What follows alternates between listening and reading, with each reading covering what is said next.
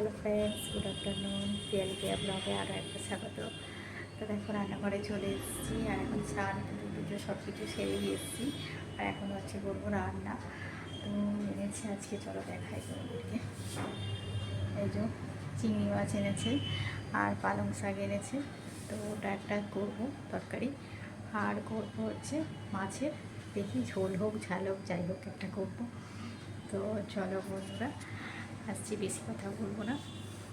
আর আজকে সকাল থেকে আসতে পারিনি কারণ একটু ব্যস্ত ছিলাম, তো ঘরের কাজে ছুটি ছিল, ছেলের স্কুল আছে আজকে। তো চলো আসছি। তো ফ্রেন্ডস দেখো, রান্না অলমোস্ট হয়ে গেছে। এখানে হচ্ছে মাছের ঝাল হচ্ছে, আর ওই পোনা মাছ এনেছিল, সর্ষে বাটা আলু দিয়ে ঝাল করছি।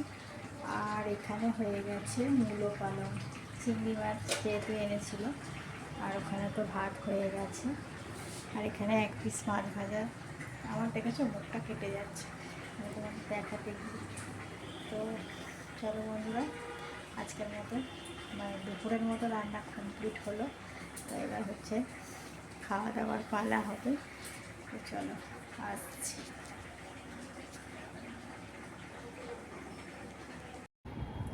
Hello friends, good evening. তো খাওয়া দাওয়ার পরে দেখো চলে এসেছি, একটু শুয়ে পড়েছিলাম।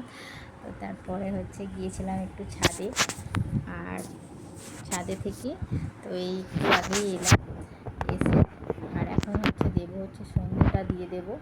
কারণ হচ্ছে আর আমার ফোনটা ঠিক হচ্ছে কে জানে, এই দেখো না ক্যামেরাটা কেমন যেন বেঁকে যাচ্ছে, বেঁকে বেঁকে গেছে। তো যাই হোক বন্ধুরা, এখন সন্ধে দিয়ে তারপরে হচ্ছে ছেলেকে একটু খাওয়াবো, যা হোক টিফিন করে দেবো। তো আর আজকে থেকে তো রাস পূর্ণিমা, জানোই সবাই। রাস পূর্ণিমা আমার মামার বাড়ির ওখানে হয়, দিদির বাড়ির ওখানে হয়। ছোটো থেকেই ওখানে রাস দেখে বড় হয়েছি। তো ওখানে রাস পূর্ণিমায় ছোটো থেকে যাওয়া হতো খুবই, এখন আর যাওয়া হয় না। এখন বলে যাওয়ার জন্য, আসার জন্য, কিন্তু আর আসা হয় না, যাওয়ার আর সময় পায় না। তো যাই হোক, দেখি কোনো দিন যদি সময় হয়, তো সুযোগ হয়, তো অবশ্যই যাবো। তো চলো বন্ধুরা আসছি।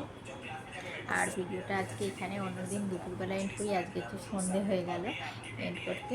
তো বন্ধুরা, যদি ভিডিও ভালো লেগে থাকে লাইক কমেন্ট করো, আর তোমরাও জানতে চেয়েও যে আমার সম্পর্কে কিছু যদি ইচ্ছা হয় জানার, তাহলে বলতে পারো। তো চলো আসছি, টাটা, গুড নাইট।